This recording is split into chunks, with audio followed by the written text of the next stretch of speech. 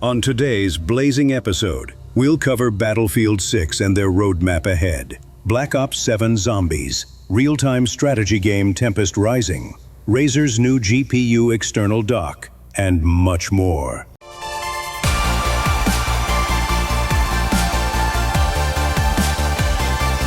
Welcome to the Extreme Gaming Podcast. Hello, and welcome to Extreme Gaming Podcast, episode 302. We're just marching to 400 now. We got a long way yet. But my name is GreyGamer25, and my compadre here. And I am Hans, known as Meggle from Hell, and I'm much cleaner now. So you got to tell me. I think you told me this story once, but I don't remember it. What was the origin of Maggle from Hell? The game name you use? Oh my god, that goes back 15 to 16 years ago, I think, or maybe even longer. My name goes back that far too. Yeah, did you ever hear of a game called Dark Age of Camelot? Dark Age of Camelot. It's one of the first online 3D MMOs. I mean, not the first, but it was up there right in the beginning. Mm-hmm. And I had my own account, and that account was hacked at some point. And you know, back in those days, getting an account back was like really hard, because when you created the account, you had to have a secret word, which of course I didn't wrote down, so no chance of getting my account back. So I went on a website to buy an account, and the account I got was Michael from Hell with the account name. It's like, really? Cool. And there was an email. There was an email attached to it.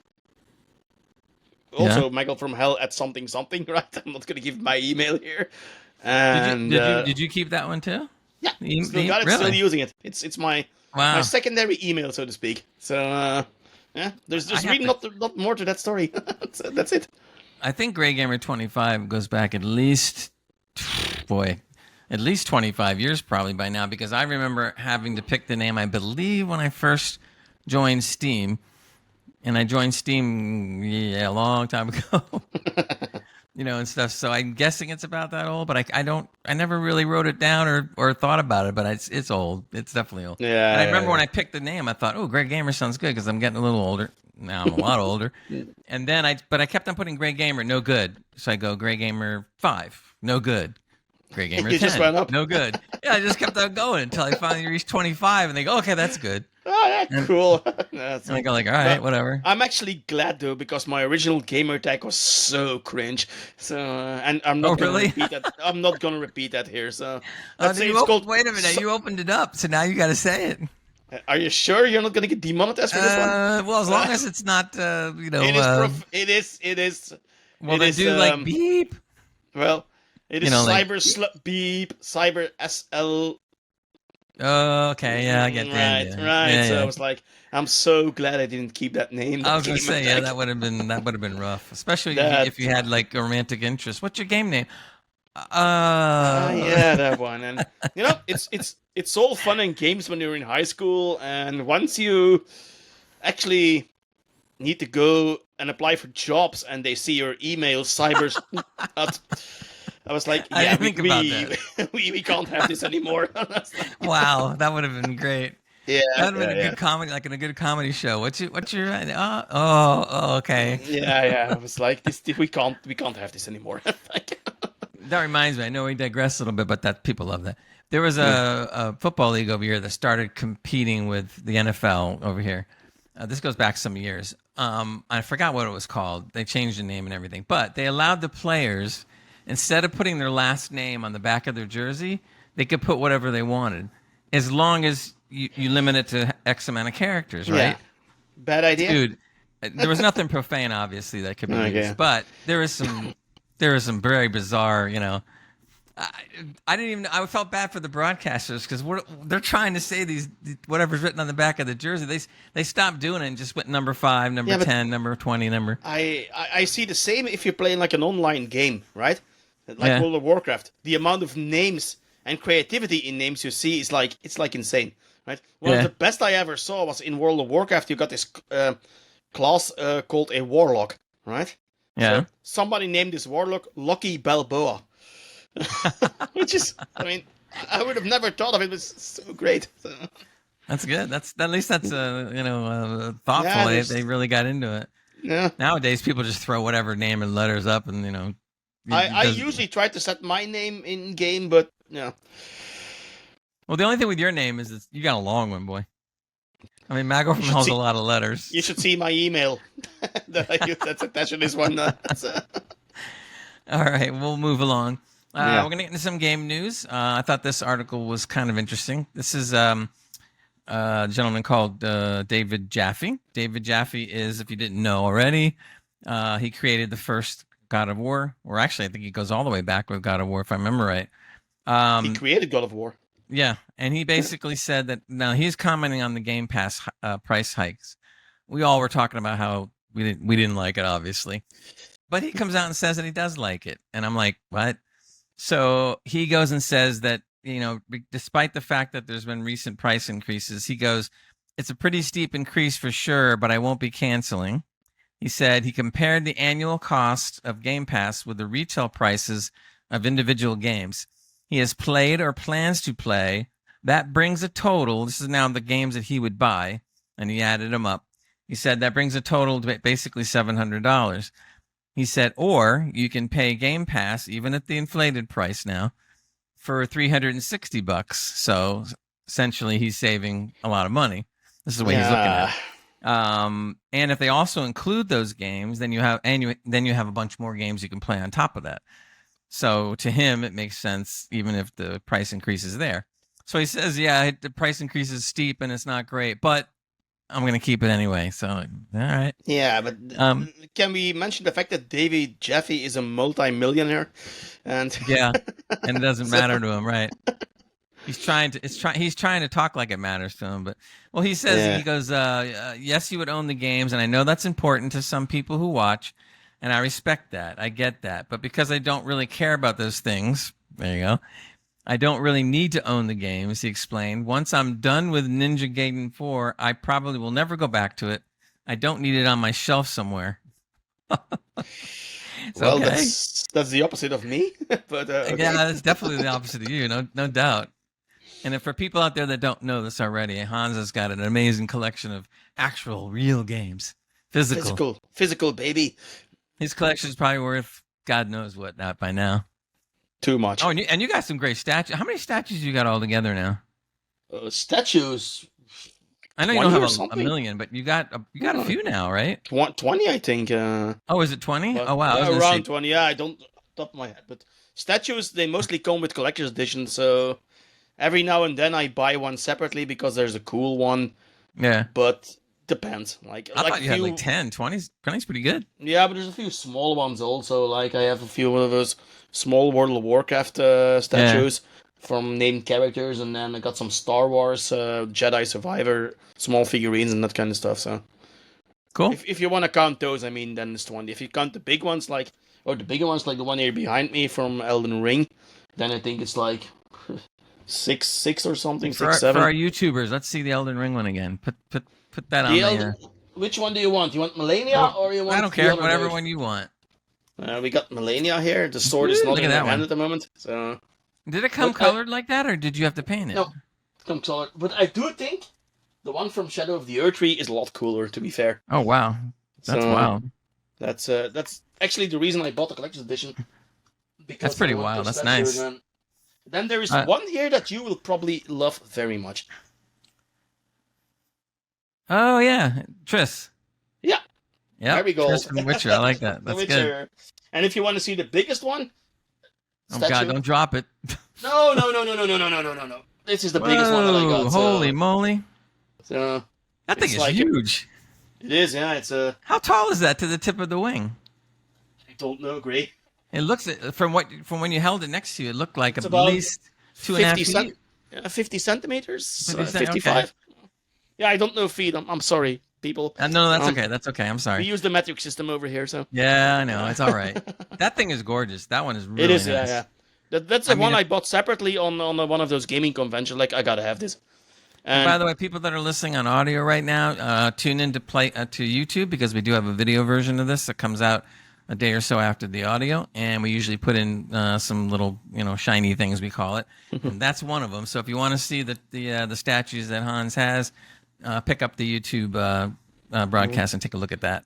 One second though, speaking of gaming conventions, this Saturday I will be at Game Force in Belgium, which is in Brussels, which is one of the bigger gaming conventions over here. So I will see if I can get some pictures and stuff for next week. Yeah, dynamite. That'd be great. I love to show that stuff on there, especially with the YouTube audience, looking at it. You guys over there are so lucky. We have nothing here. Well, I'm not going to say nothing entirely. I mean, the problem is this country is so big that if you want to go to something like what is it, the San Diego convention, that's 4,000 miles away from me. Yeah, it's crazy. Sorry, for you, isn't I'm it? not doing that. And then the next one. He's maybe coming over to Cologne next year. Maybe we'll see. Yeah, but we'll try. We're trying. We're trying to get Gray to Gamescom next year. So yeah, hopefully. I plan on it. I definitely plan on it. Travis coming, he said. So now we need Gray to confirm this one.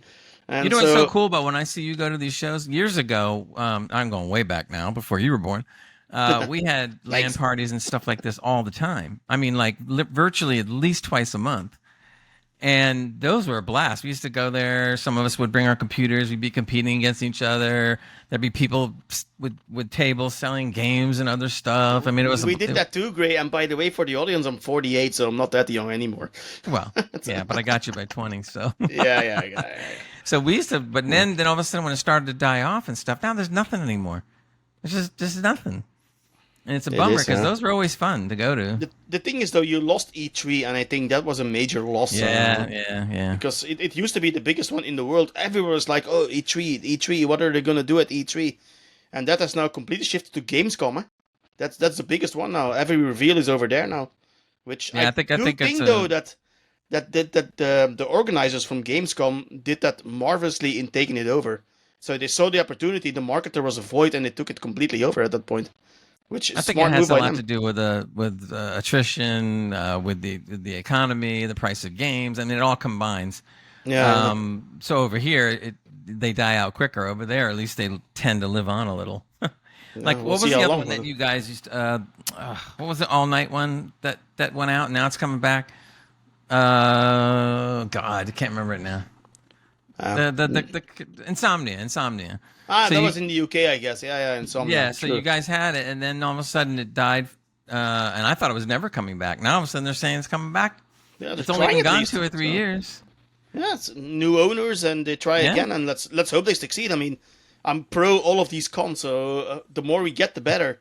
I mean, the one I'm going to on Saturday is small in comparison to Gamescom and Insomnia and all these others, right? But in our for Belgium norms, this is a big one. Is there any Belgian devs? Probably. Is it Baldur's Gate 3? Right? That was a Belgian studio. Larian. That's true. So cool. We can make some games over here. All right, moving on to a different story. Path tracing. We want to talk about that a little bit. We saw that baked into Doom. Or actually, no, it came in an update about a month after Doom, The Dark Ages came out. And the devs at ID who create the Doom series, the new Doom series, said it took 6 months to implement path tracing into Doom. They think, but they also think that this tech, because now it's becoming more popular, is going to spread around. So we'll see. Doom: The Dark Ages was the 6th game to have path tracing. The other games were Cyberpunk 2077, Ordre, whatever, Alan Wake 2, Black Myth: Wukong, and Indiana Jones and the Great Circle. Funny that I played them all. Yeah, did a couple. They said the Doom franchise did not support the technology at launch, but a month later they released an update that did put it in. So basically they were kind of working on it, but they couldn't get it in time for the launch, and they didn't want to hold up the launch. And I was sitting there thinking, like, well, I don't know, how much better could path tracing really be? And I was really shocked because when I played the Doom game after that update, you definitely can see the differences. Now, granted, you're moving so fast in a lot of things, you don't get time to enjoy some of it. But when you look at some of the before and after still shots and stuff, there's a definite difference. Oh yeah. And I think the thing that's cool about the path tracing is that because it's baked in from the beginning, some of your video cards that may not be 5090s or something can run it. Because it's all driven by mostly the software of the drivers, not so much the GPU, because of it being baked right into it. So that offers a chance for other people to be able to enjoy. Well, that's part of the reason why Doom is so well optimized across the board, especially this Doom last is one, because of yeah, this path tracing baked in. People were playing it on 30 series cards, and still having fun with it. as it should be. So, True, very true. Yeah. He said path tracing is now a part of the ID Tech 8 engine, so that means everything they make will now contain that, or have that baked in, I should say. They said they're going to continue to research and develop this whole area. Again, they believe that it's going to be something that's going to start to trickle down to all the other games, which really would be nice, should be. The only thing I kind of wonder, though, is ID really only makes Doom right now. I don't think they've made anything else but Doom the last few... To my knowledge, no. Doom, that's it. Yeah. And I think ID Tech 8 is their proprietary. I don't think anybody else uses that engine except them. Yeah, it's their own engine, probably, yeah. I would love to see them like grab a hold of something like the Wolfenstein series and use their imagine how good it could be if they had grabbed the last Wolfenstein wasn't very good, and I think that series needs a little more time cooling off until they will try it again. 100% Wolfenstein will. I'm in an earthquake. See that? No, I'm kidding. Yeah, and I'm saying it would be weird for them never to touch Wolfenstein again at some point, right? It will happen. Well, I'm hearing there's going to be another one now. Yeah, it's been a long time since they came out with the last one, which was garbage. The last one was really poorly received, also, and yeah, it was a and it wasn't a good game. Let's be honest, it wasn't a good game. They need to do it better. But Wolfenstein is coming back 100%. When, we don't know, of course, but yeah. I mean, the good thing is about the other Wolfensteins that did come out are actually very replayable. You can go back and have a lot of fun with them, which is nice. True. But yeah, it almost is like the series kind of just like ended, and we're like, what? Like we need to see some more stuff. This next little thing I was reading, I want to get your viewpoint on this one as well. The Razer GPU. I'm always interested to see whether eGPUs, which are outboard GPUs that run like for laptops, because they can't run a big card. And I always wondered, like, is it actually realistic enough to use? And this guy decided to dive into it a little bit to see what goes on. He was hooking up to his laptop, no, not his laptop, his handheld, which is interesting.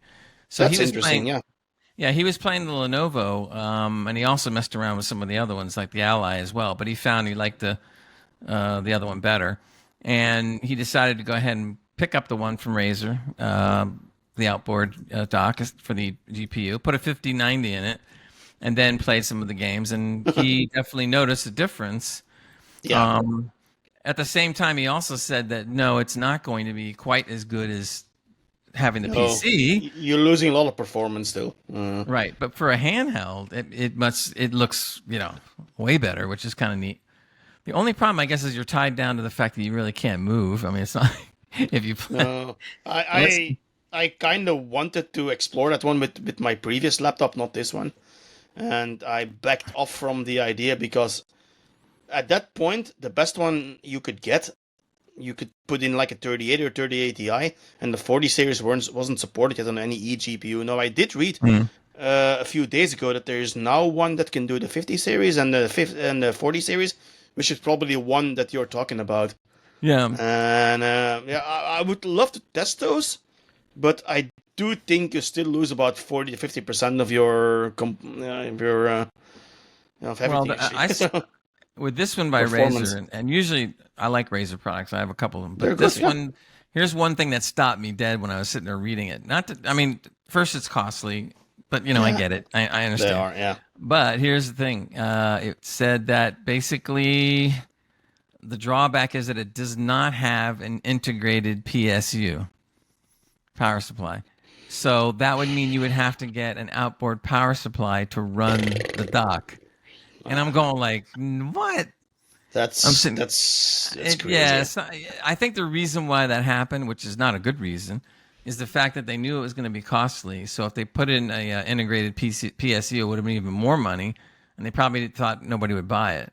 Well, guess what? I don't think I'd buy it if I have to go find a PSU. No, so unless that's so unless you that have kind of beats the point of an eGPU. Exactly.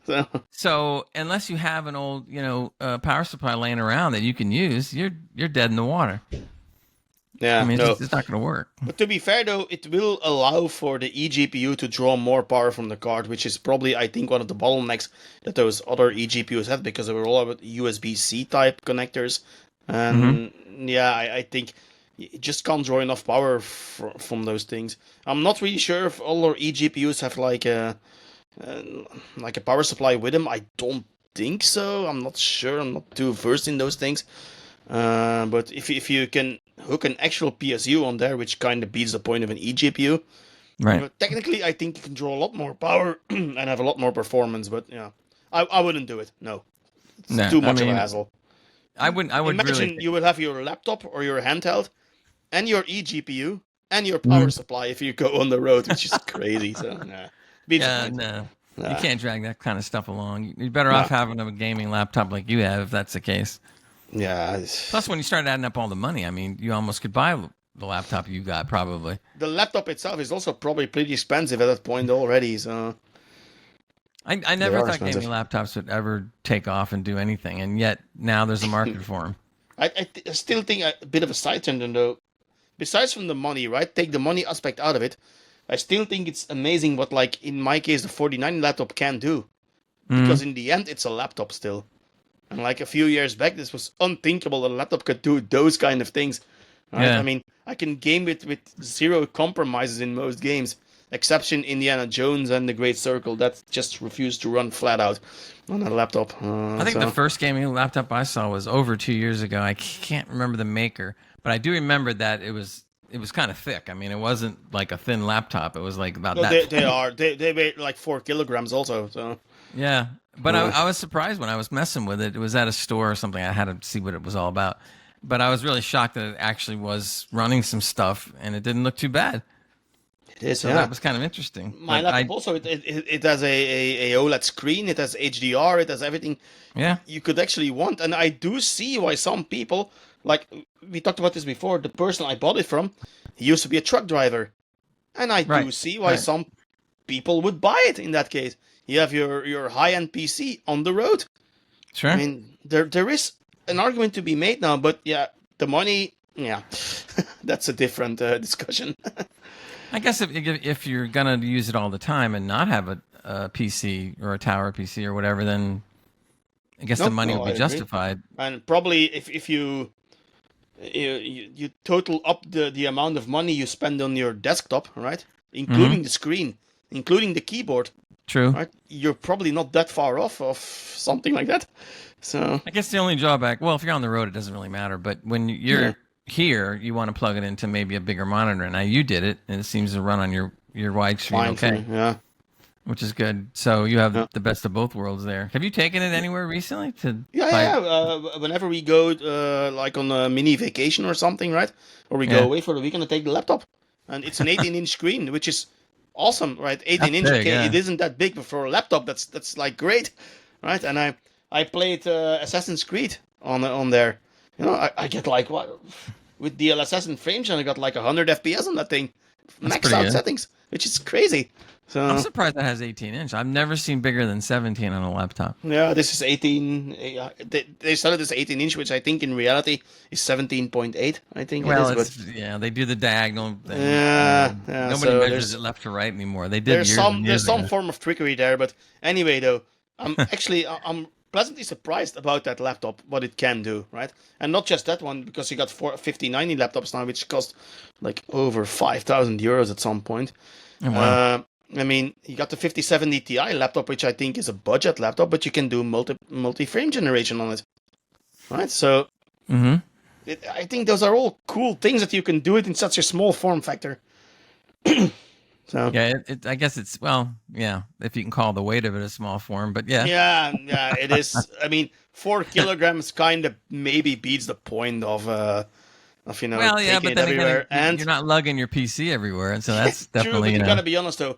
If you use the a laptop like that without electricity, like just like that, you lose like half, you know, the performance, and the battery dies in like 1.5 to 2 hours if you're gaming. Oh yeah, I was gonna say, So it's gotta they're not made. You need to plug them in. So yeah. suck a lot of power. Yeah, no doubt. yeah, they. I think for a laptop, this one takes 380 or 375 Watts. maximum. Yeah, watts, which is not a Not lot bad when you compared to think my about it. PC. Yeah, Yeah. but for a laptop, it's a lot. So, Yeah. well, we'll see. I mean, I love it. I love it. I don't think I would upgrade it anytime soon because I'm not that into laptops. I think they're a cool piece of technology, Hmm. and I actually dabbled in the idea of could I replace my gaming desktop with a gaming laptop. So what I did was I played 1 month exclusively on my laptop, even on the screen. So I was like, nah, as cool as it is, no, I would still prefer my desktop over my time on the laptop. Well, I guess that's why they call it a laptop. Yeah, there you go. So anyway, Anyway, sorry for the long side tantrum. no, that's Uh, fine. That's fine. Well, I got a shot. We're gonna just kind of take care of the paperwork, as we say. If you want, join our Discord. It's Discord GG/Extreme Gaming Podcast. We've had actually quite a dozen or two people join recently, which has been nice. Over on YouTube, we are partners now. So finally, took a while. So if you could please, subscribe and thumbs up and hit the bell icon and all that kind of fun stuff. We're not out to sit there and make $1 million. We just basically want to cover our costs because it does cost a few bucks to do this, and we love to do this. But if we can recoup our costs, that just makes it easier on us to maybe provide even more for everybody because we can afford it. So also on YouTube right now, you can see the video version of this podcast. It usually varies a little bit or has a little more, like we call shinies, that we put into it to make it better, and or it could contain possibly a little extra footage, et cetera, et cetera. We also do shorter pieces. We call them quick breaks, and they're like 4, 5, 6 minutes long, 7 minutes, and that's portions of our podcast that I pull out and maybe add a little bit to it and put it out there. So we know some of you people are, pretty busy and stuff, and you may not have time to listen to the full podcasts because our full are usually 90 minutes to 120. And we love our people that do stick with us to listen to our show that long, and there are a bunch, so all good. yeah. So just wanted to remind you that, and we'll just kind of move along. Hans, you said you were starting to play a different game that you wanted to comment about. Yeah, on Saturday we were actually, me and my real life friend, we play games regularly together, and we were a bit bored of Age of Empires. Like, we need something new to play every now and then, and we both checked our wish list, and I just saw that there was a game right there that I wish listed like a while ago called Tempest Rising. I was like, okay, what is this? Why did I wish this? And apparently, then I remember this is the spiritual successor or one of the successors to the original Command and Conquer games. And it's like, oh, steep price was like €50 new, so he bought it off a Keyside for 20. Oh, really? You That's good. you go PC Master Race, right? So and yeah, we kind of took a gamble at the game. The reviews were good. They were all mostly positive. There weren't really any complaints on the discussion forums. Like, okay, we're gonna take a shot here and let's try. So we bought the key, booted up the game. Game again is called Tempest Rising. So when you start the game, you only have two playable, factions. So which Only one two? is Okay. this? Yeah, only two now. I think there's more planned, but we'll see. The game Mm-hmm. came out in April, I think, already, but we completely forgot about it. To be fair, there's no more than 2,000 players online, so it's a bit of a niche game. But Sure. for everybody that likes RTS games like Command and Conquer and all that kind of stuff, this apparently spoke to them. So again, when you boot it up, it's like two factions, and one is, let's say it's the Americans and the Russians. They have different names, but it's clearly based on those two, right? So Right. he took the Americans, I took the Russians to play with. And what we usually do is we do co-op. We play together against an enemy NPC. Like, we started off on easy, and we got trashed on easy modes. Like, what? Uneasy? We're being Whoa. overrun on easy? It's like, okay, but you had to play like, I think 5 or 6 games, right? Before we Mhm. actually won on easy. Then we said, okay, let's bump it one up to normal. And that's when it started hitting the fan, right? So, when you create the game, you have some options you can do, like more starting cash, population limit, put it on 500, which is the maximum. Mm. We took a map where we have a bit of a natural barrier, or so we thought. And okay, let's start the game. We know how to do it now. We know what to build. We know what to play and all that kind of stuff. So we boot up the game. I built my base. I built my units. We were 43 seconds into the game, right? And all of a sudden, the enemy is there shooting my base and shooting my units already. At what? Wait, at what point? 43 seconds, right? 43 seconds. 43 Okay. seconds in the game, so I was being attacked already. Okay, my Jeez. buddy saved me. He came to the rescue with the little units he had in 50 seconds, so to speak, right? And okay, we kind of survived that first wave, and then we just, I think at the 2-minute mark, we just got zerged, right? Wow. Completely annihilated. And then you have the post game where you can see all the stats.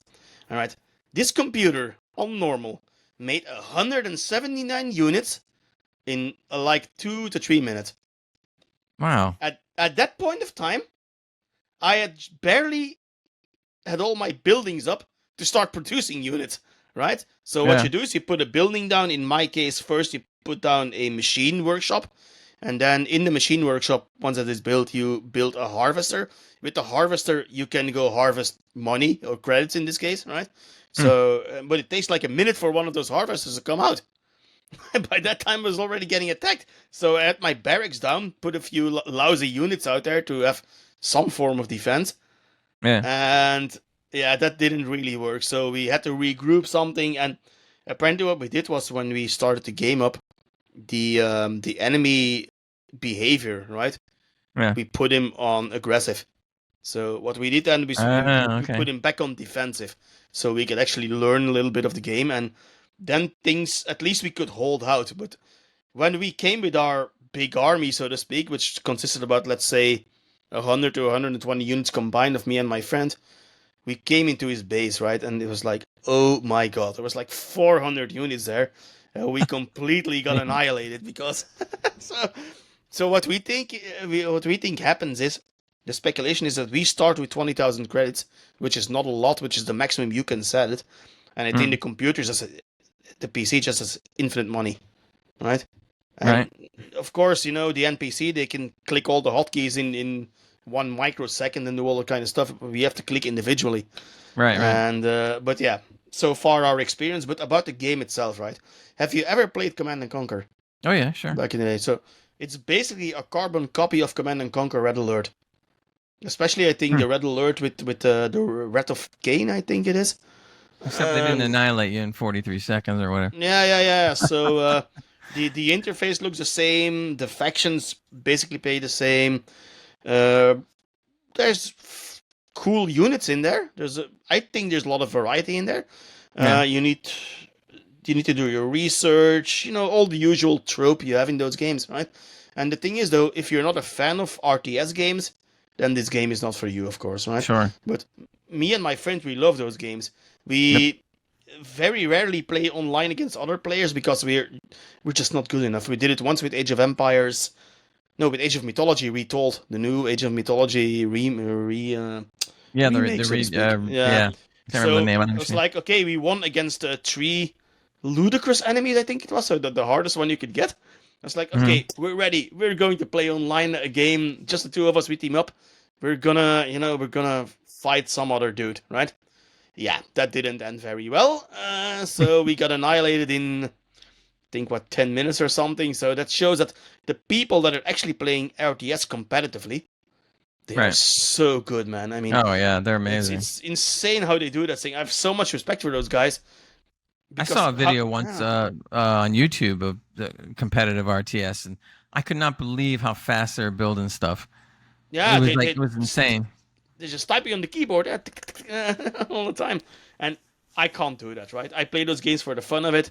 I like those games, but I will never ever reach that level of competence in that game, so to speak. But yeah, we had fun in this one, right? Tempest Rising. It's not the best RTS game, of course, but it's certainly not the worst, because RTS is a genre that's a bit in, I can't say in danger, but it's become very niche, right? Back in the days of Command and Conquer, everybody on the PC was playing either an RTS game or playing a point-and-click game, because there wasn't really anything else we could play back in those days on the computer. Right. Or at least those were the main ones, so to speak. And yeah, RTS, it's not in a good place at the moment. I mean, the most played RTS are still the older ones.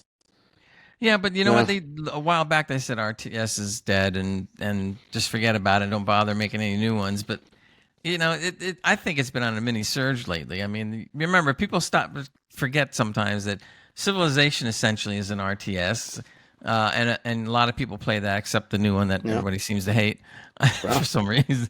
And some of these other games you could call, I guess you could say some of them are RTS hybrids, but there's still enough of the RTS in it, to keep it as an RTS.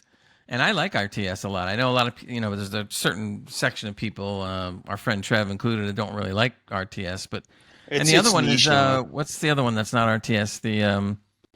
I can't think of the name right now. There's so many examples you can give there, Grace. So turn-based. Turn-based, yeah, no, that's nothing for me. I mean, I would play that single player, like solo, but not with a friend.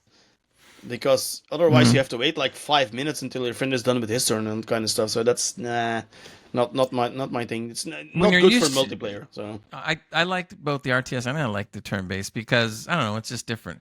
But Expedition 33 is turn-based, and people that never played turn-based are liking that game. Yeah, but that's an RPG.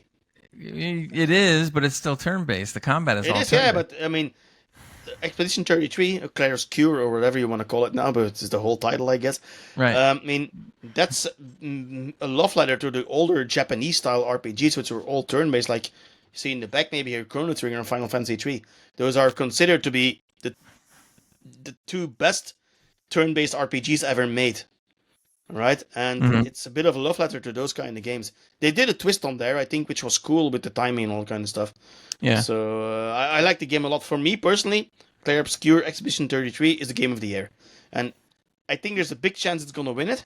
We'll see. But yeah. But what I was going to say about Tempest Rising now, right? So if you're into your old school RTS games, right, then you will like this game. It is a bit bare-boned with only 2 factions at the moment. I gotta be honest, I haven't looked into a roadmap or anything. There probably is one, because from what I read, this game was kickstarted at some point, so there has to be something that they put out there so people kickstarted it. So, and then you said how much was the game? That's what I was gonna say. The game is €50, right, on Steam, and I was like, that's a little steep for what it is. Too steep for what it is, right? We bought it for 20, and I think if you can get it for 20 to 25, then you have a good deal, and you will get your money out of it if you like RTS games. Yeah. If you're not a fan of RTS games, then stay well away from this one. And it's also the older Command and Conquers. You would have some time to build up your army, right? Sure. This one, I guess, is more competitive because it's more based on a rushing tactic. So you just rush as fast as possible to the enemy and crush him. But does Tempest have like slider difficulties to, just to reset some of that? There's you can choose the 3 difficulties, like easy, medium, hard, right? The usual one. And then when you create the game, what you can do is you can give yourself some extra money and some extra units at the start. But what you set there, the computer will also have. Okay. So it's not that. I mean, you can do some stuff. You can't say I want 120 units, but they can only have 50. No, you can't do that. No, it's not that. No. But you can see that the game is still in. It's not an early access game, but you can see that the game is still young, right? And if there is a roadmap, which I really should have looked into, I'm sorry, everybody, but I just got the game like Saturday, I think. So, and. There is potential here. That's what I'm trying to say. Yeah. Let me check how many people are online now. And see, at this point, there's only 523 people in game. Yeah. Probably because the game hasn't been really widely publicized. I mean, we're giving it a shot now. Yeah. So if they also have. Yeah, sorry, go ahead, Gray. No, I'm saying if the concurrent players all of a sudden goes up in a week or 2, we can thank us, Yeah, but they do also have like ranked and leaderboards and all that kind of stuff, and I think they reset somewhere this month. So maybe after the reset, it probably goes up again. See, I'm not a competitive player because I don't have the skills for it. Neither do I. That's why I like being able to go into a game, just set it up to what your strengths are, I guess, or whatever, or what you're able to handle. In our case. Yeah. But anyway, to make a long story short, I love the game. It's a typical old school RTS game with a a bit of a shiny coat to it. Graphics are okay. Gameplay's fine. There's no stuttering or hitches, which is a lot in these days, apparently. But I have nothing negative to say about it. I would say if you can get it for 20, 25, or even on a sale that's better than that, just if you like RTS games, try it out. Sure, why not? I think we also need to mention the what is it, the elephant in the room kind of thing. Battlefield 6 is out now. I was debating because the prices are just too freaking expensive. Yeah, I wanted to get Borderlands 4 like you did, and I know I probably might enjoy it, but then I'm thinking like, I don't know. Battlefield 6 is coming, so I decided that I would hold off on Borderlands if I'm going to blow that much money and go with Battlefield 6, so I did. Now, I just bought it like late last night, and I installed it, so I haven't even messed with it. But I did play in the beta. Matt, one of our cohorts, played in the beta, and I played with him. And I had a lot of fun, especially in the tank. The tanks were fun. I mean, I was the shooter on top of the tank with my machine gun turret, whatever. And Matt was driving the tank and shooting the big gun. And we had a blast, man. It was a lot of fun. And when you get blown up, of course, you get thrown out of the tank and you probably die most of the time. Yeah. And you just run around till you find like another tank. The only thing, and now this was early in the beta, that I didn't like was that the snipers were too good. I mean, it's bad enough people are good sniping, and I love sniping. Probably everybody knows that listens to this station. Yo. But these are people who are like able to track you so much faster, and then just put their gun up, and it automatically locks on, and then the guy's dead. And I'm sitting there going like, well, that's stupid because there's no effort to that. Now I've heard that they've changed that to the point where it's a little bit more like Sniper Elite in the sense that you have to line up your shot. There's bullet drop going on, and you got to be able to also remember to move your scope, to whatever meters they are away to help you shoot. Yeah. When people don't realize that, I had a laugh. I saw, I don't know if it was an article, I think, or a video, but the guy said that there's a guy that was really complaining about the snipers. He goes, watch this, and he showed up a video of him shooting somebody that was probably only maybe 30 meters away, right? And he's going, watch this, and he shoots him in the head, and the guy doesn't even move or die or anything. Now, when you look at it like that, you sit there and go like, oh, yeah, they're right. That sniping's not right. How can you shoot somebody in the head and they don't die? Yeah, well, what they didn't say was that he had his scope set for 200 meters. So he's trying to pick off someone at 30 meters with a 200-meter dialed-in scope. I would probably be that guy, by the way, so just saying. And I'm looking at him, and I see it. I see it's on 200, and I'm sitting there going, like, man, you got no room to complain, dude. Yeah. So when's the last time you played a sniper game?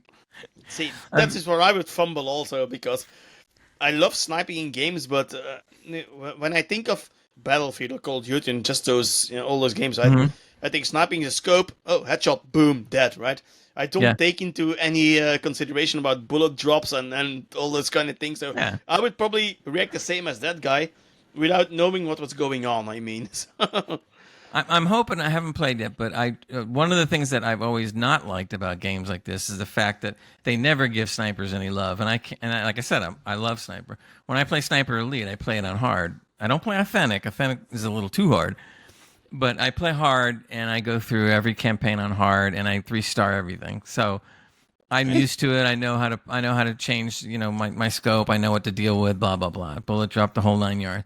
But in these kind of games, they totally just crap on sniping. Yeah, but to be fair, though, if you play Battlefield 6, or Call of Duty, right? Do you really, as a sniper, have time to do all that kind of stuff in a competitive game? Well, no, but here's the thing. Supposedly, and I won't know until I start playing Battlefield 6 again, I did play as a sniper in the beta. It was a little bit better, not much, but a little bit better than the typical. So in other words, I could get around some. I could shoot it at distance, here and there, which was better than what I've seen. But it was a far cry, man, because I was getting run over by people and not able to pick off people like I should. That's the whole point. In Battlefield 6, what I'm hoping is that the new game, that now that the game's released, is that the whole idea of being the sniper and being in the class of a soldier you are in Battlefield 6, you're in a recon class. So obviously you're supposed to be far enough away that you can pick off people and report to your men, and then the guys on the ground go after, whatever. But if it's not a true recon class and you're getting knocked out before you even have a chance to shoot, well, then why bother with the class? You know? True. I mean, true. you're there for a Every reason. class, it needs to be balanced, right? In every Right. online game, the class needs to be balanced, which is probably the hardest thing to do. Oh, I agree. But when no I one play a shooter like that, right? Mhm. I wouldn't really have time to think about my scope settings and my bullet drops and all that kind of stuff. Yeah, right? because because you'd be it's a dead. fast-paced. Yeah, it's a fast-paced game. I would have probably 0 kills by the end. So Exactly. Yeah. So I'm not expecting it, but if they really did pay attention to the sniper class, the recon class, then I think I might have a whole new way to enjoy the game because I'll be able to actually do it. Because really what should happen is that let's say I'm in the recon class and I'm a sniper and I'm trying to pick off people at 200, 300 meters, 400 meters away. Eventually they figure out where the sniper is. When they eventually figure out where the sniper is, they either snipe him back or they send a unit out to take out the sniper. That's the way it should be done. And so then a sniper, if he knows the unit is coming for him, he's got to move and find another vantage point. That's the way it should be done. And that makes it exciting because you're like, oh God, I've been seen. I got to find another place quick. And so that's your vulnerable point at that point. You're going to get picked off if you don't find a new vantage point and fast. So that's fine. That's great. But when you sit there and they don't give a damn about snipers and you get overrun every time, well, what's the use of having a sniper That's weapon? not fun. What edition did you get, by the way? Oh, I didn't get the Phantom edition. I read what you get for it, Yeah. and I didn't think it was really worth spending another Because somebody $30. asked that question in Discord and was like, "Ooh, that's a bit, the price difference doesn't really warrant." No, No, I paid buying it, so- 70 already, and I didn't want to, but I paid 70. And the Steam, Phantom by the way, you edition, bought it on Steam? Or, yeah, I bought on Steam, Steam, yeah, okay. and it was $30 more for the Phantom edition. And I thought they better give me a lot of good stuff. And I look at it and I go like, so $30, it wasn't worth it. It's just not worth it. It's there's discussion to be made there. That's true. You know, I mean, if they and then if they give you too much, then you have people going like, "Oh, it's pay to play because you just spent the extra 30 and now you can wipe me out." Yeah, it's a thin line where you balance on as a developer. But I did hear though, I'm not a FPS player myself because I'm playing Borderlands at the moment, but that is actually an exception because I'm not really good at those games, right? Borderlands I'm okay with, but it's not comparable to Call of Duty or Battlefield and all kind of stuff. But I did hear that finally, for the first time in years now, apparently Battlefield should have Call of Duty beaten when it comes to pure gameplay. Yeah. I read somewhere, and that person, he quoted it very nicely. He said, Battlefield 6 is like one big giant apology letter to the players. Yeah. I was like, okay, I'm not a Battlefield player, so I can't say, but apparently it was in a very bad place. And this one is supposed to be really good. I was reading some of the same things because I haven't really played a Battlefield game since Battlefield 1942, and that was out many years ago. Yeah. And I had fun with that one. And I did read a lot on people were very, very disappointed with the last Battlefield game, and they said all the things that they felt were wrong. And like you said, I give credit to the devs because I think they pretty much approached all these things and eliminated them and made it more the way they want. And apparently going forward, they're still listening to everybody that was in the beta, and they're still listening now that the game's out, and they're still going to make some changes. Yeah. Right. They did come out with a map, roadmap of what's going to be going on. So apparently, October 28th, they're going to be adding something that says Rogue Ops. I don't know a lot about it, and then there's a new map that they're going to release with that called Blackwell Fields, obviously oil fields. They are going to be introducing some new, I don't know if new classes. It looks more like new vehicles. Transverser Mark II. They're introducing about 1, 2, 3, 4 new weapons, apparently. There's also a rail cover. I'm not sure. I think that's some kind of an armor, basically. And this is all coming in the first, the season 1, I guess. Going down the line, they're going to be doing a thing. One is called California Resistance. That's coming November 18th. That's going to add another map called Eastwood. No, not Clint Eastwood. And Eastwood. And then they're putting in a limited time mode called Sabotage. That sounds kind of interesting. And then, of course, they're introducing 1, 2, 3, new weapons, and a new attachment. Yeah. And then coming around December 9th, they're going to come up with Winter Offensive, which is cool. They always have to like to do something different, right? Yeah. And they're also putting in another limited time event and a map to go with it called Ice Lock Empire State. They are also giving, let's see, ice climbing axe. They're going to include, so that you can apparently, I guess you're going to be climbing iced buildings. I don't know, something like that. So this is all that's going to be going on over the next course of the next 3 months, and I think going further, they'll be having a season 2 and a season 3. But if they're going to introduce this kind of stuff in every Keep it up, season, I think that's pretty cool because then you'll have more and more. There is a campaign also in there, isn't it? Yes, there is.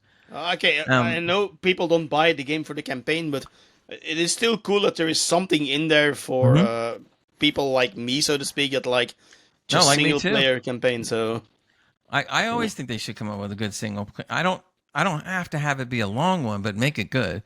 Yeah. Now I agree. the advanced word supposedly that I've been hearing is that it's a mediocre, but that depends on who's doing it. Because if they're talking about the guys that are professional Battlefield 6 players that never do campaign, then maybe so.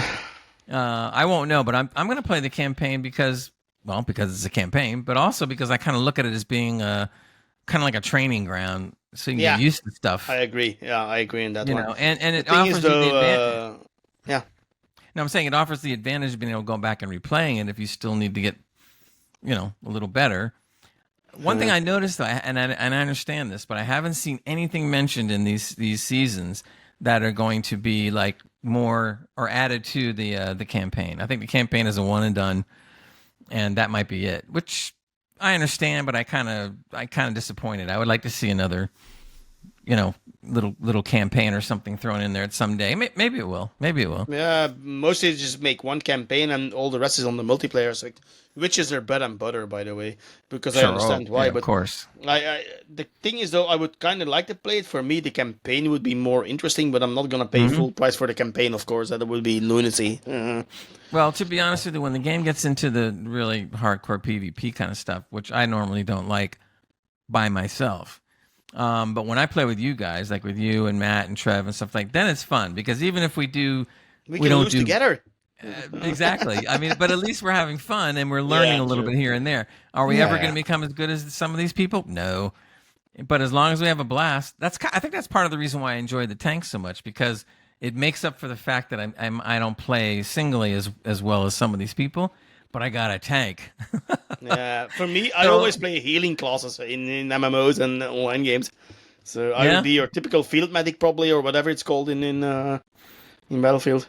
Oh yeah, and some of the games like again, this beta was a month or two ago. But when I was playing, I get shot or whatever, and I'm asking for a medic, they just run right by me. They don't do anything. It's like, too bad, man. Yeah, bye. And I'm kind of like, oh, great. What do you need a healing class for then? Anyway, you just die. And I think part of that is the mentality that well, if you die, you're just going to come back anyway. So why do I got to save you? True. But if you want to play it in the spirit of the way the game is, but then why play a field medic anyway? Exactly right. Exactly. So if you play it like in a true way, then you like that. Again, it's all part of it. But hey, we'll see. Anywho, we'll kind of move on. Let's see what else we got cooking here before the end of the show. By the way, I do want to say real quickly, although I'm not introducing it just yet, but if you remember in the past, we were talking to Merrick at GameHo.io, and that is he heads a group that basically allows you to play servers, but you don't have to rent the server and pay all this money. You basically rent it, in a sense, by the hour, and it's not expensive whatsoever. And when you leave the game, it stays where you last left it. The clock, the money clock, stops, and then when you go back to jump back in where you left off, the money clock starts again, which nobody does. So we're working on a collaboration with him, where our listeners will be able to go in with a certain web page, which we're going to give out. And when you get there, you will get 3 free hours, and I believe another couple of hours on top of that, and be able to set up your server and experience GameHo. So if you want to look up to what GameHo is all about, GameHo.io, and then wait till we talk next week, and I'll give you more of the details of this collaboration where you can get extra free hours and so forth. So that should be kind of fun. By the way, Hans, did you see the Black Ops 7 Zombies trailer? I saw part of it, but again, it's not something I gravitate to. So, but Yeah, I know it's there. So, but they're trying to make it.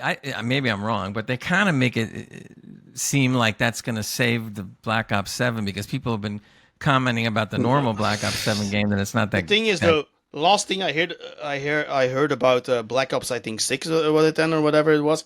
They were adding Beavis and Butthead, and I was like, what? Wait a minute, what? Yeah, no, that's not a joke. Beavis and Butthead? Yeah. I Dude, need to Google this very quickly how do you do now. that? Yeah, That's for Fortnite, man. If you want to put those things in, put them in Fortnite. Yeah, well, there you go. Yeah, no, it's Call of Duty. Right? Just for instance, in Fortnite, they released the Beavis and Butthead bundle. I'm not joking. That doesn't make any sense, man. That's so dumb. So look, I just recently bought in Fortnite, the K-pop Demon Hunters, the 3 girls, and I did, that do fight demons and all that. But I did that for a reason, not because I just wanted to play it, but my granddaughter thinks it's pretty cool. So when she saw it, she flipped out, and we're playing together, fighting the demons, and that's cool, because that kind of stuff is meant for Fortnite. But if you do a Beavis and Butthead and put it in, it doesn't make any sense, man. It just cheapens the whole. And that's why I was like, okay, this is what Call of Duty has become. It's awful, man. Yeah. Okay, I would love to see, just for the sake of competition too, I would love to see Battlefield 6 just wipe the floor with COD. I mean, I really hope it does end up that way, and it looks like it may just come about. I don't know. Yeah. We'll find out. Yeah. The other thing I was going to talk about is Ubisoft again. Don't we love talking about Ubisoft and how they... Yay. Everyone's favorite company. And all the problems they have, which is a shame because I love Assassin's Creed. But anyway, so a couple things. Number one is now Assassin's Creed, along with Far Cry, these are their best franchises. And one other franchise I can't think of. I have officially changed over to the new Tencent deal. They're leaving the studios that have produced them all this time, and they're going to be moving to new studios and supposedly revamping Assassin's Creed to get it back to its former glory, because Ubisoft lost a lot of money messing with games that just didn't work. They tried to make I give them credit because at least for a partial comeback, because I did like Assassin's Creed Shadows. Was it as good as some of the prior games that I played? No, but it was good. And they did introduce a couple of new elements that they haven't in other games, which was nice. Like, just from a standpoint of immersion, I really like the weather changes. That was kind of cool, because there's certain things that you experience when you're in the winter as opposed to the summer. The seasons were a cool twist, yeah. That is true. Really did make a difference. The wind was blowing, the rain was hitting, and the sound effects to go along with that made it much more realistic. So that was kind of cool. I did like that. But they could have done more with it, and I'm hoping that more comes around. Now I read this new thing. Apparently they've got a hold of this is not rumor from what I understand it, but it says Ubisoft reportedly canceled an Assassin's Creed game partially due to political concerns. And I'm like, ugh, come on, man. I hate hearing stuff like this. So the canceled game would have starred a black man in a post-Civil War America. And because they think that's political, they decided to cancel it. I'm like, I think that's only part of the story there, because if that is the premise of the game, I'm actually on board. Right? Oh, I am too. If that is the story, I'm actually on board. But there's probably a lot more under the surface than just that made it political, because we gotta be honest though, a lot of these games, they contain a certain message now, right? And most of these games, I am sorry, they just aren't good. Mm-hmm. There's maybe an exception here and there, but I mean, let's go back to Shadows Creed. Oh my god, Assassin's Creed Shadows, right? So this is one you can clip. Assassin's Creed Shadows, right? And the Yasuke thing. Is that a cool thing on paper to do because of the story? Yes, right. But we all know why they put him in the game, right? Yeah, and it didn't work. It falls apart on every fundamental level in that setting. Mm-hmm. And I Yeah, think there's true. probably something in there in that cancelled game that was like, okay, in the current era we can't do this anymore, right? So we will never Yeah, know. But on the other hand, I think it's a shame because the premise of the game, it sounds cool. There well, is look, something there. I'm going to read a little bit more about what it was supposed to be about, which makes it actually more interesting and more frustrating if they canceled it. But anyway, it was supposed to take place during the Reconstruction period that followed the American Civil War. So we're talking around the 1860s, 1870s. It was supposed to follow a black man who had been formerly enslaved in the South and moved west to start a new life. He's recruited by the Assassin's Creed people, Brotherhood, yeah, whatever. yeah. He returned to the South to fight for justice in a conflict that would, among other things, see him confront the emergence of the Ku Klux Klan. That's probably where the political thing comes. According to interviews of 5 current and former Ubisoft employees, so if they interviewed that many and they all said the same thing, then it's true. There is something there, probably. Yeah, there definitely is. They said that they canceled the game last summer. Wow. In Paris for 2 reasons. Online backlash about the reveal of Yasuke. So what they're saying is because there was controversy on a black samurai, they decided that a black during the Civil War, which makes much more sense than Yasuke does, that they're just going to kill it because of that. Yeah, hence why I think there's more going on there than just that thing. Yeah, I mean, that's like, come on, man. That's like so dumb. Yeah. I think it sounds great. I would love to see that. That would be so unique and different. That would be absolutely great. I'm hoping that maybe if they feel the air right now is not right, let's say, that they put it away, but don't put it away like forever, and do it maybe in the future. Yeah, just this may sound stupid, but de-woke the game. And then I mean, it's so stupid because having a black person in a game is not woke. I mean, I don't think Yasuke is woke. I just think it's a stupid idea to put it I'll in tell there. you, man. I played the game because I knew I was going to play Naomi because I want to play the assassin. That's the whole thing. Yeah. But when they forced you to play Yasuke on certain missions, not many, but there was a few, right? There is a few. Oh my god, I was bored, man. Come on. It is. I mean, like, but the thing is, though, us Assassin's Creed fans, we have been begging for the better part of 15 to 20 years from. Please do an Assassin's Creed in Japan, right? It is ideal to do it, right? And when they do it, they brought us Shadows. And from what we heard back then, they cut down Yasuke, right? A substantial amount, apparently. So... Yeah, so you're already diluting the character. Yeah, I don't think the game is bad, by the way. I just think Yasuke is just... It's so off-putting in that setting, right? Yeah. And, in the one that they cancelled, right? We don't know the name for it, so that's why I was, hesitating a little bit. So in the one that they cancelled, right, a black guy would make total sense. Yeah. And it would be so cool to go up against the KKK.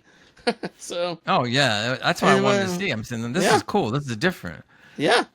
And but that's why I think there's something more going on there than just that. So. Yeah, because what I don't like about it, to me, it shows that they're just buck chickening out on this thing.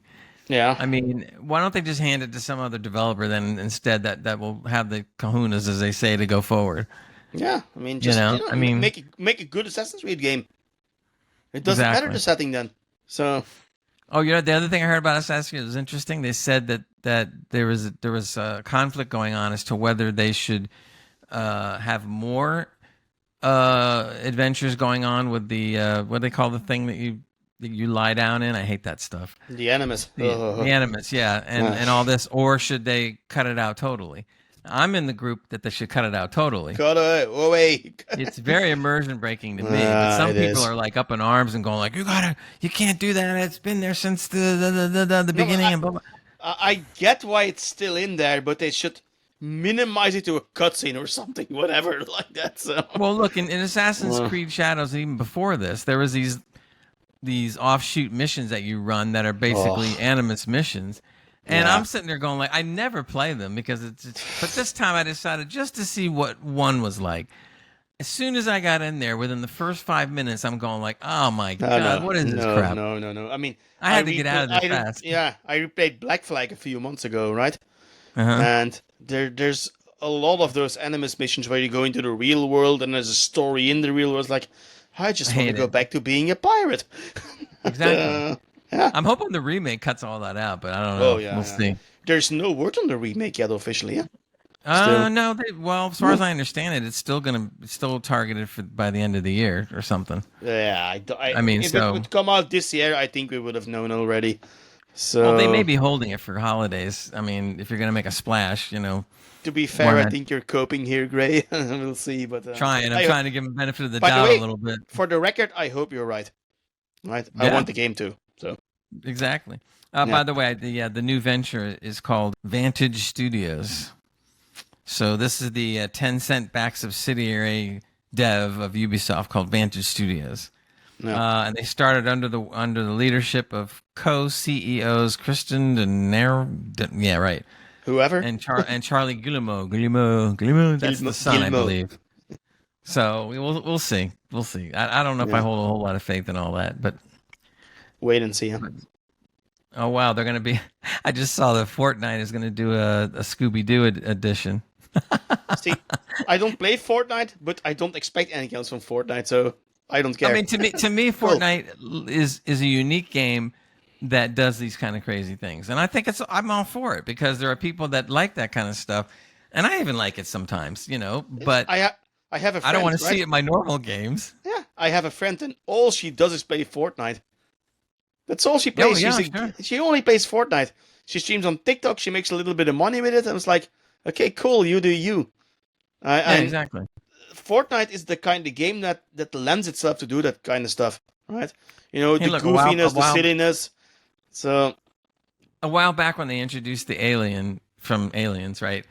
I went back to play it just because I wanted to be the alien. So that was fun. I didn't And even then- know that. I know Superman was in there. Yeah, but Superman you couldn't buy the Superman. It was a limited time thing that went on in the game. And what it was from what I understand, and I did play it. It was cool. You went into some kind of some kind of a void thingy or whatever, and it turns you into Superman with all the Superman's powers, but you only can use it for a little while until it fades off. And then you're back to normal again. So it's cool, but I'm sitting there thinking like, well, yeah, but what if you want to play as Superman in some way all the time? You can't. Okay. Maybe because they feel like, and I can understand this, maybe they kind of feel like Superman is so overpowered it wouldn't make sense in the game. If that's the case, okay, I can understand that, But I look forward to seeing, and some of these things that are introduced that you can pick up or buy in Fortnite, they're not available, some of them, all the time. So if you get something like you bought the alien, so you look like the alien when you're fighting and stuff, and then it goes away, you own the alien still, so you keep it, but nobody else will ever have it again unless they come out again. They are the masters in creating FOMO, right? Oh, yeah. Oh my God, they make so much money on all these skins and stuff like that. It's just amazing. I gotta give them credit. They have it down pat, man. I don't like the game, right? It's not for me, but millions of people around the world play it. So yeah, who am I to say that it's not a good game? So yeah. You know what's kind of fun? Maybe you should try it. When I went back to play it, I noticed that they introduced some different modes, and one of the modes was that is a non-building mode, so you can't build anything. So And like the that original one then. I actually kind of enjoyed that because I actually was able to be on more of an even keel because I can't stand people building crap like at the speed of light everywhere, and I'm like, it just. But this mode you can play no building. Everything else is the same, but no building. So I actually was able to get around and knock off a few people this time, and I was like, oh, okay, this is cool. But for those people out there that want to give it a shot, and you don't like the building, play the non-build mode, and maybe you'll enjoy it more. Maybe someday it's free to play. It's free to play, right? Huh? Yeah. Right? Yeah. Okay. Well, I think that's even better when they say free to play, and then they give you but look at these cool skins. You can be an alien. Drop that money. Yeah. Hey, look, I know I did it more for my granddaughter, but when I bought the K-pop Demon Hunter girls, right? There's 3 girls, and all the equipment that their weapons and stuff that go with them, just like the movie. Yeah. It was $28. It wasn't cheap. And to buy that. you can imagine that more than 1 million people would buy this. You do the math. Oh yeah, I'm sure. K-pop is the biggest thing going on right now. So, Yeah. but you know Smart what? move, It was smart move. purely because I knew my granddaughter would like it, and she was thrilled. So it was worth the money in that case. Yeah. But generally speaking, most of the times when you buy these skins, they don't usually charge you that much money. They'll charge a few bucks, but not 28. And I'm like, but I guarantee you they made a killing probably on that one. I'm sure.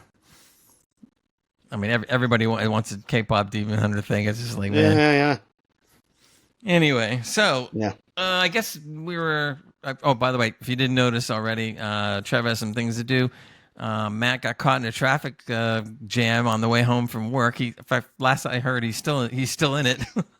So now he's stuck with me here. So That's right. So it's just us two, which is fine. We're carrying things forward or whatever. I don't know if there's anything else that you had in mind to talk about, Hans, or did you have something not in particular? specifically, I didn't see anything really special pop also at the moment. So Okay.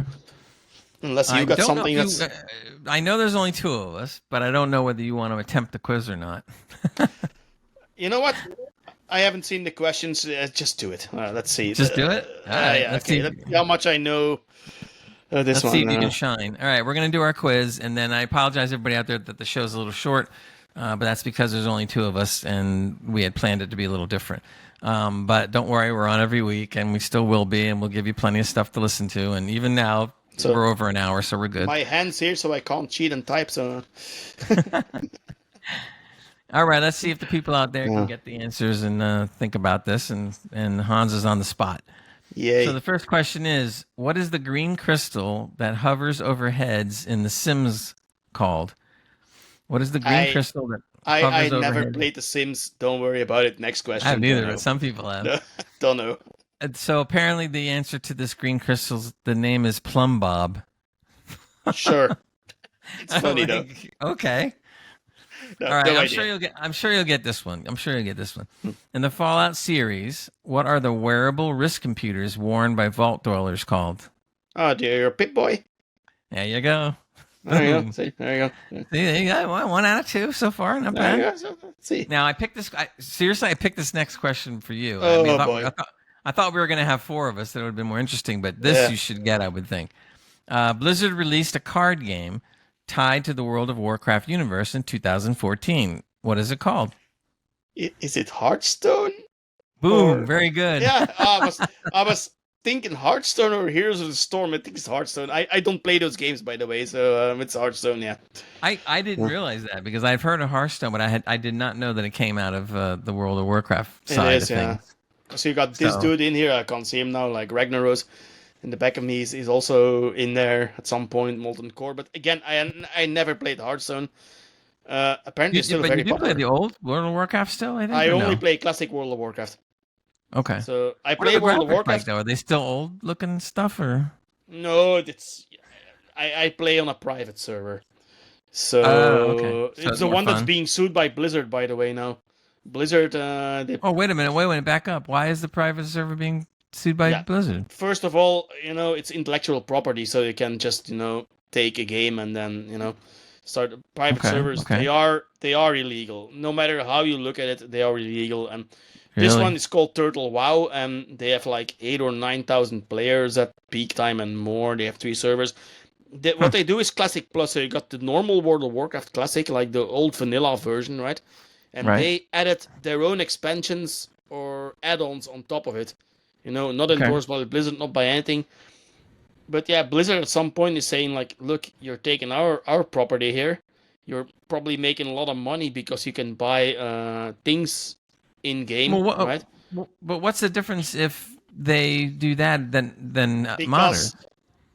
Because if you play World of Warcraft through Blizzard, you need to pay €12 a month. Okay. So those okay. are all lost customers. And from what I heard now, the lawsuit is pretty lengthy in this thing. They're also suing them for. It's actually a lot that they're suing them for. There's also some sort of terrorism act or something, because What? there's a law in the state, right? Apparently, where if you funnel money from person A to person B, and person B is already convicted of Money something. laundering. Yeah, it's already convicted or something. They literally, it says in there like terrorist organization and all that kind of stuff. Like, whoa, what the hell? Wow. So it's a pretty hefty lawsuit. And This has the thing is, gone definitely way beyond what I thought. Blizzard is going to win it, 100%. But the servers are hosted in Russia, so the server's not going anywhere, right? But the unless Ukraine puts them out. Yeah, no, let's not go there. Yeah, right. But I mean, the person that does their social media for them of Turtle WoW is based in the States, and he's Really? gonna get the full extent of the law. Ooh, that's So he better be moving out real fast. He's completely screwed. I mean, especially I think in America, which is a capitalist, society, so to speak. And yeah, I'm over here. I remember. Yeah. That guy is screwed, right? They're gonna bring the full hammer of the law upon him, and yeah, the people at the top. Now that you brought this up, because I find it fascinating, are there like a lot of other World of War? Well, it doesn't have to be World of Warcraft servers like this. Blizzard, yeah, no, there's tons of them, and a few years back, World of Warcraft has classic, right? A classic version which you can pay to play and all kind of stuff. So they had this server called Nostalrius, like, let's say 10 years ago now, I think it was, right? And Blizzard actually put a cease and desist to them, said, stop this now, right now. And they rebutted saying, look, you don't offer this experience to us. We just want to play Classic. We don't care about the retail version, we want to play Classic. And that directly, they helped setting up Warcraft Classic. So Blizzard actually invited those devs of Nostalrius over to them, and they helped set up Warcraft Classic. And I think the reason they're shutting down Turtle WoW because the community is asking for already 10 years now or something for do a Classic Plus. Right? Oh, really? And okay. This server is a Classic Plus, so there's something cooking there. The lawsuit goes beyond just Classic Plus, right? But there's something cooking there, and Blizzard does it regularly, shutting down servers. And this is their right. I mean, I think it's stupid and scummy, but it is their intellectual property. Nobody can dispute that, I guess so. If they got together with the people that started the Classic thing and they're able to work it out, and there's a Classic now running because of it, why can't they get a hold of some of these others that came up with great ideas and work some kind of deal out? Yeah, apparently, though, from what I read, the person that is hosting Turtle WoW is very much known into the emulation community. And she isn't pretty much, she's a bit of pariah, apparently. So she does some shady stuff and all that kind of stuff. Hence why the lawsuit is this, Yeah, it's one this. Of the stacks like the giant, it's like 57 pages or something. Oh, that's small. So there's bigger ones than that. Yeah, I think for a lawsuit against a private server, I think that's a lot. True. So yeah, let me see. Just very quickly here. That's a shame it came down to that. It's too bad, Yeah. So I mean, it's kind of makes you wonder, why doesn't Blizzard take the cue and say like, "Ooh, this is really popular because they're doing XXX," and come out with their own version? They can make money on it. I think that's what they're doing. And the thing is, though, if Turtle WoW would shut down, which by the way is not going to happen because they can't touch the server itself, right? But if that were to shut down, then the only way you can play Classic Plus is on their official servers, paying $12 a month. Yeah. And I get where they're coming from. I think it's stupid what they're doing, and I don't like it, but I see why they're doing it. And probably if I would been a developer and I see somebody, copying my game and making a lot of money off my game, I would be like, hey guys, this is not right. Well, that unfortunately, even with like normal products and not so much games, the knockoffs are all over the world for lots of things. I mean, it's unfortunate, but it's also a fact of life. Yeah, I think Turtle WoW is the best version of WoW there is, but yeah, who am I? The whole idea, it's not easier said than done, but to compete with something where you can be knocked off, the only way you can compete against it is to keep innovating fast, so that they can't keep up. When they can't keep up, World of Warcraft, it's a 20-year or 25-year now, I think, a 20-year-old game, right? And I remember years ago, I played the standalones years ago. The retail version is in such a bad place, Oh yeah. It doesn't resemble anything about the classic World of Warcraft. It's all seasonal now and all kind of stuff. Well, Yeah. how do I say this bestly? The World of Warcraft Classic, like, you got a living, breathing world, right? Everything is connected in there. If you can go fish, you can sell the fish. Other ones that buy the fish can use the fish for potions. The potions you can sell also for raiding and all kind of stuff. So everything was one big circle connected, and now that's all gone. There is no real community. You can play most of the things solo. They even added a one-button rotation now, which does your rotation for just spam one button. That's how far we have come. And I am like, if your game is so complex that you need a one-button rotation, maybe fix the rotations of the characters. Yeah. Right? Yeah. So don't put a band-aid on there to have a workaround around the problem. No, just fix everything. And from what I heard now, they're doing it. But yeah, they lost me as a customer for retail anyway, so it doesn't matter for me anymore. Yeah. No, I think I'm that's old. kind of like how I feel about some of the Warhammer stuff. When the Warhammer stuff came out as single entity games, I really liked them. So I played like the early stuff, you know, and then when they kind of more fractionalized off to stuff that's online and other things, I mean, I'll give you for instance, the Space Marine 2, both the number 1 and number 2 that just came out, have been fairly well received as far as getting back to the basics. But I played it, and I don't know if it was 1 or 2, and I don't know, man. It was so there was some cool stuff about it that I enjoyed, but it was so linear. I mean, really linear.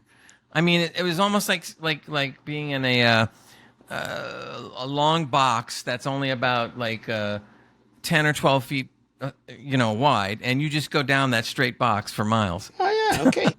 Because everybody I know that loves the game. The second one, Space Marines 2, right? The one that came out this year, I think it was.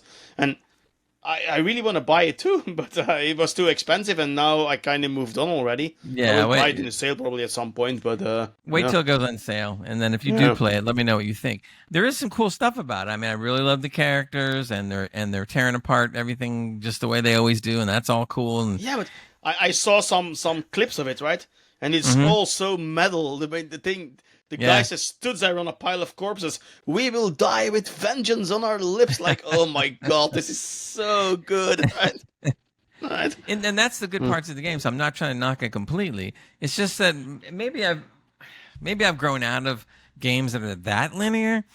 I mean, when I was playing Sniper Elite, yes, that's considered a somewhat linear game. It's not obviously not giant open world. It's map based. But I don't feel like it's linear, really. Even though I know it is, it plays really well. But when I was playing the Space Marine, that's all I could think of was how linear it was. Then, okay, because I was gonna say, I told you that I'm trying to play God of War Ragnarok now, right? Right. So right. I'm setting everything aside what I think of the game and all kind of stuff and of this kind of game. So for the record, I also beat Last of Us 1 and 2, games I don't like at all, right? But people say it's You're unusual, I'm telling you, man. Yeah, people say you gotta play this game because it's a good game, right? I didn't like him, but win Game of the Year, like, okay, I gotta play just to see what the hype is about. And quite frankly, I think the story and the gameplay, especially in Last of Us, is atrociously boring. But okay, right? So Trev, he's a real big fan of God of War, right? Me and too. you always and you too. You probably played Ragnarok then also, right? Oh yeah, sure. And yep. I'm trying to play it now. I think it's better than The Last of Us because there's a little bit more action in here and all kind of stuff. Yeah, there's a lot of good story, action. Yeah, the story is actually fine, right? I like the God of War story. I am a fan of the older God of Wars, which is more action / orientated, and I kind of miss that one. And what I noticed is it's also pretty linear. This one, that you can branch off a little bit. But it's still linear gameplay. Yeah, you can run around more and pick up loot and pick up other things. So it's not completely linear, but that's what I was trying to say. That kind of linear game or linear RPG doesn't feel like it's linear. Yeah, that's where my question was coming to. I know it was a long setup for it, but is it anything like God of War then? Like that kind of style? I don't think so. No, With okay. Space Marine, I'm sorry for people that like it. I'm glad you like it and stuff like that. I didn't say I hated it. All I know is that it felt so linear that I couldn't play anymore. I mean, I was getting so frustrated because I was running like a little bit this way. No, that's it. and then I was running a little bit this way. Nope, that's it. And I'm like, it's almost kind of like oh god, what's the game? Some of those games that put you into stages where you're just fighting. Oh, okay, like let's say the fighting games, like Mortal Kombat stuff, right? You're only on the stage playing, but you know what the game is like. So if you like that kind of fighting game, which I think is cool, that's kind of like the feeling I was getting in Space Marine, that you just couldn't go. You just couldn't go anywhere. You couldn't go to the sides, because in God of War you can actually sidetrack a little bit in the the stage you're in at the moment, right? Right. So I kind of like that. I'm not going to too much that about God of War because I haven't played that much yet. But I kind of like that it's linear, but there's some branches. There's things in there. to do. Yeah, there's some also stuff that you'll notice as you take these little offshoots or whatever. You run into like other stuff that's really cool, and sometimes even little mini missions or whatever you want to call them. Yeah. And stuff. And that is what I missed in let's say like The Last of Us again, right? Especially in The Last of Us 2, which is a little bit more open. And the game, like The Last of Us, looks gorgeous, right? I'm not saying anything about the graphics. Right. It's just for me that the story was completely nonsensical, especially in the second one. I didn't understand where they were coming from. And I have the same problem with the series, by the way, which I think you're also not a big fan of. We were one of the only people that were critical of the series. And we kind of got a bit of flack for it, too, right? Yeah. And the same thing with the games. I thought the same way you did about the series. I mean, the first year wasn't bad, but it wasn't great. And then all of a sudden, when the second one came around, I was unwatchable. It was like, it was unwatchable. Yeah, I'm sorry. And that's why I always say, I don't like those kind of games, the Sony exclusive, like the third person over the camera with over the shoulder camera with stealth elements. Mm-hmm. And I'm trying to open up to them, right? Because so many people like him, right? So I'm always like, I gotta play him. And even though I despise Last of Us 1 and 2, I was like, I'm going through this just so I can have the opinion about the game that I don't like. And I'm gonna do the same with God of War. But I don't think God of War is a bad game. Just let me say that outright. I just think that, especially in the beginning, there's so many cutscenes in those games. Like, am I playing a game or an interactive movie at that point of time? Because I read somewhere that God of War Ragnarok has 13 hours of cutscenes or something. It's like, I think it's 7.5. Yeah, it could be. But still a lot, by the way, of cutscenes that maybe they're necessary because so far I'm kind of invested in the story about what happens to Kratos. And I know that there's a rumor now that the next one is going to be in Egypt, which would be right up my alley. I'm looking forward to that. Yeah, the thing is, though, how they're going to do it, I don't know. We'll see. Anyway, God of War, I'm trying it. So I think this would explain the difference between Last of Us and God of War. Last of Us, and you had mentioned this before, how you thought things were more of a movie as opposed to a game. I think that Last of Us is really a movie in a game. I mean, that's because you really can't venture off the way you think you can in that game. It just doesn't allow it. But for me, the Last of Us, especially the second one, the story was so nonsensical. I mean, the second one, the first one, I could kind of see where they were coming from, right? But why and I have no emotional investment in these characters, right? Why would they have you play with the killer of one of the main protagonists in the first game? It's like, someone has got to know that nobody's gonna like this, right? I was like, why? What is the creative thought process about doing that? Yeah, and yet it has its fans, so. Apparently, yeah, but sorry, I continue about God of War. With God of War, at least, you have so many things that you can do in the game, at the same time as still having a movie aspect. And I think the acting in God of War is really good. True. No, true. And also the art style is really good. The art style is fantastic. And when you see a Valkyrie or you see a what's it called, Midgard, the serpent, right? There you go. And when you see the serpent, I mean, it's outstanding, man. You see this giant serpent come up, and then he starts talking. You know, it was really great. You should watch. I watched a mythology expert do comments on God of War. Yeah. It was about 20 minutes, and it was really good because I'm sitting there listening to her, and she was saying, like, you know, what made sense to the myth or not.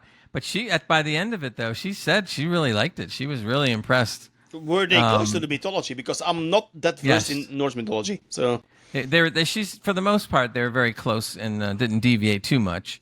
But there were a few things here and there, and she pointed it out. But it wasn't creative differences. Probably. Yeah, it was so, more to make it a better game that we would like or whatever. Get it.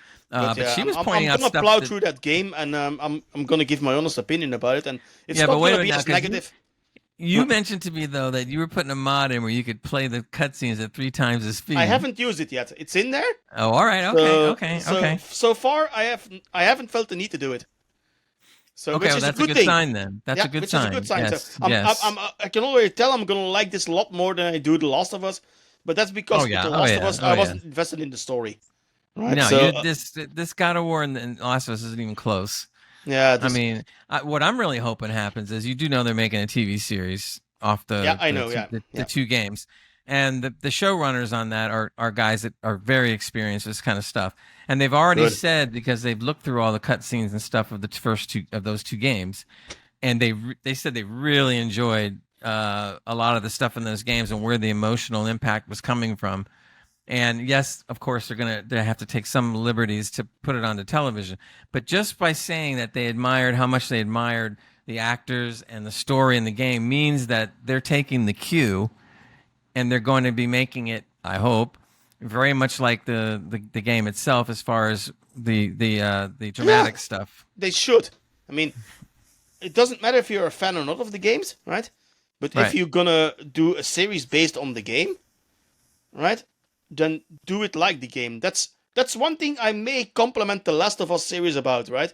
They almost took beat for beat the story of the game, right? To the extent that it's sometimes very boring, especially in the second season where there's some really weird stuff happening. And I was thinking, was that in the game? No. So it made the series actually worse. The thing that I was surprised, and I'm not trying to say I'm an expert on the games, but in the second season where they decided to kill off what's his face, the father, Joel. Joel. I'm going like, wait a minute, he's one of the characters that people like the best, and they end up killing him off like in the second episode. Dude, the ratings for the show dropped dramatically after that happened. Yeah, and then the same with the game. I mean, they kill him off in the beginning and go on this revenge spree, and then they force you to play with the other one. I was like, whoa, this is completely wrong, and it's called subverting expectations. I've been subverted enough by Star Wars, thank you very much. So, I mean, I don't need that in my video games. And no, the second one, I had a miserable time in that game also. I mean, the gameplay was bad. I'm sorry, I don't like the gameplay in The Last of Us. And in God of War, there's actually some action. Right? I had a few as you get playing it, you have a lot of action, dude. I'll finish the game. 100% I'll finish the game. And I'll tell you, I am not playing on hard. I'm playing on the easy difficulty, right? So just I don't blame you. Okay. I can tell you right now, because I tried the hard just for the heck of it. I was getting my butt beat way too often. Yeah. So I went right down to either the normal or story mode. I just put it on story mode, this one, because you know what you will like though. I don't know if it's the first God of War or the second one. I played the first one too, way back. So. No. I'm talking about these last 2 newer ones. But the first one in the Norse mythology, yeah? I played that one. Let's see when I played it. God of War, I played that back in... Well, that was 2018, I think. 2022, I played it on PC. So 3 years ago. So you're playing Ragnarok now? I'm now playing Ragnarok, yeah. Oh, okay. Yeah. I get it. Well, so now you kind of have, since you played the first one, you realize the how it works, more or less. The thing was, though, I wasn't a big fan of the first one, and I plowed through it, and maybe I didn't give that game a fair chance. Because I went in there very biased because of The Last of Us, right? That wasn't a good idea. And the thing is, though, the Sony exclusive, I have a love-hate relationship with those one. There's a few one that I really like Days Gone. I think is one of the best open-world games, zombie games out there. If you play on survival mode, because then the HUD is gone, and if you play on normal mode, the HUD is all cluttered, and I can see that's annoying. That I like the Horizon series. I think you like those too. Oh, of course, I love it. So they're very good, and I like Uncharted also. But I didn't play the new one. Yeah, Is I it like good? Uncharted also. Yeah, I like that one. And one can say there's not much gameplay in there. True, there isn't. But I liked it more because the archaeological aspect. And I'm still an Indiana Jones fan in the end of the day. And Yeah, sure, it sure. draws heavily from Indiana Jones. And that also had I was fun kind of with. on the fence about whether I wanted to play it, but maybe I'll do it now I since like what it, you yeah, said. yeah. And Stellar Blade. The thing is, though, with Stellar Blade, we all know why most people like it, and hey, fair play, me too, right? Yeah, me But too. do you think the game is actually good? And like, Well, I it's pretty commented before mediocre. that So I commented before that I thought that the battle scenes, the gameplay of when you really get into some battling is actually better than I thought it was going to be. Now, the story or whatever you want to call it is, it's there's just we there. all It's just know why there. most people bought this game. There's no Yeah, beating or pushing that the one. story is nothing but a vehicle, Yeah, and then to one game I really couldn't get into, I couldn't finish, was Spider-Man. I haven't played that. No. I didn't like him. I don't know what's wrong because it should have everything that I like. It has Spider-Man. It has an open world, so it should be Yeah. a really good game. And for some reason, I just couldn't get into it. I don't know why. So, What do you think was chasing you away? I don't know. I have Did no you answer play for that I one. didn't play it either, but did you play the previous Spider-Man game? This is the first one, the first Marvel Spider-Man remastered that I Okay, played okay. on Steam. So, and I played it for, let's say, 12 hours, and Mhm. I just dipped out. I was like, there was nothing in that game that made me come back to it, and I don't know why. I Yeah. don't have a definitive answer for it. I don't know why. So, Yeah, and sometimes it doesn't click. another game that a lot of people like a lot, and which is actually relevant now, is Ghost of Tsushima, right? Okay, yeah. The new one is out now. So the first one, I just say I played for 40 hours. I haven't Hmm. finished the game yet, and I really don't want to go back for some reason. But that's probably a me problem. That's not Sony or anything. So there's something was lacking, and apparently Ghost of Tsushima is a lot better. Everybody says than Shadows, and I don't agree. But yeah, I'm one of the very few people that says that. I know. I So played. I didn't play as much as you did, but I probably played around 12 hours or so, and yeah, of Ghost of Tsushima. I liked it, but I don't know. I don't know if I like it as much as I wanted to. If that makes any yeah, sense. yeah. But Uh, hundred Now percent. I heard the new one, Ghost of Yote, which I think is supposed to be it's kind of the sequel, but not exactly. Yeah, it's like It's another 500 years story later of or something. Yeah. yeah.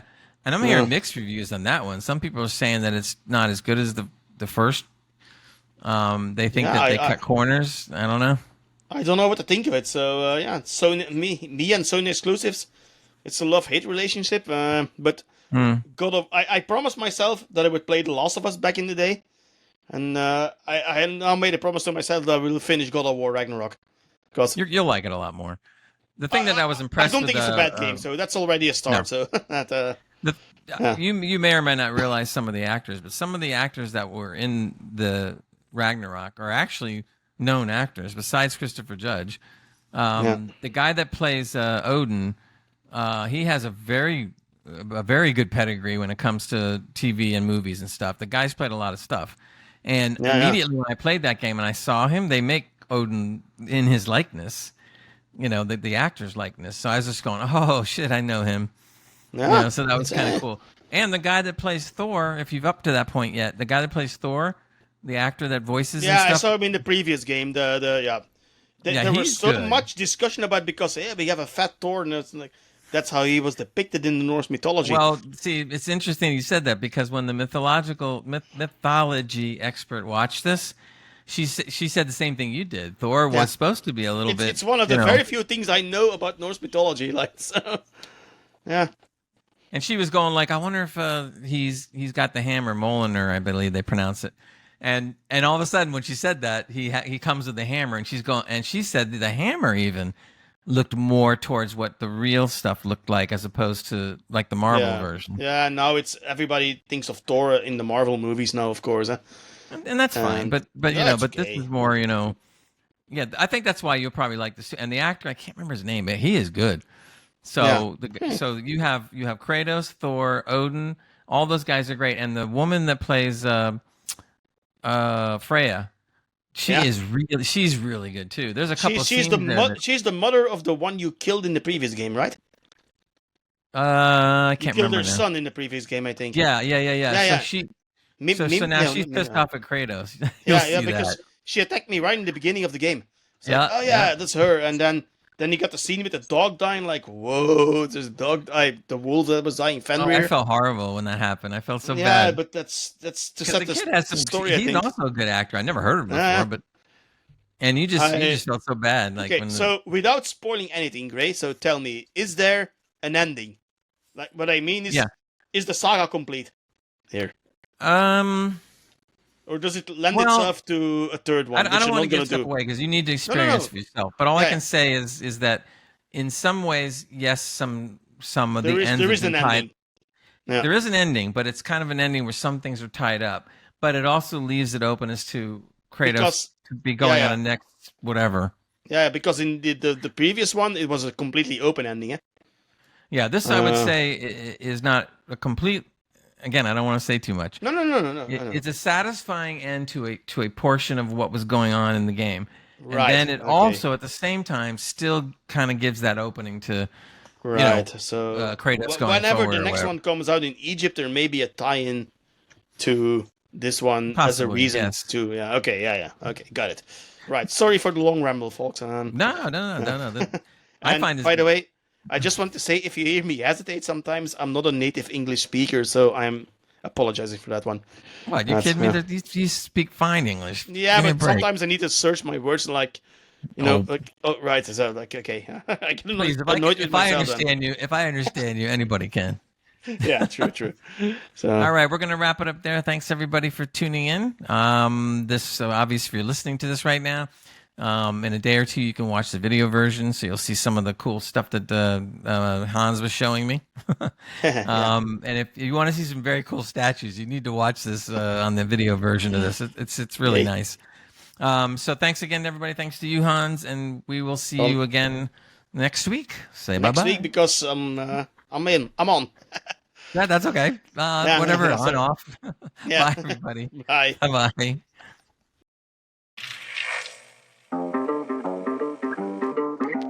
I don't want to set the world on fire. I just want to start a flame in your heart.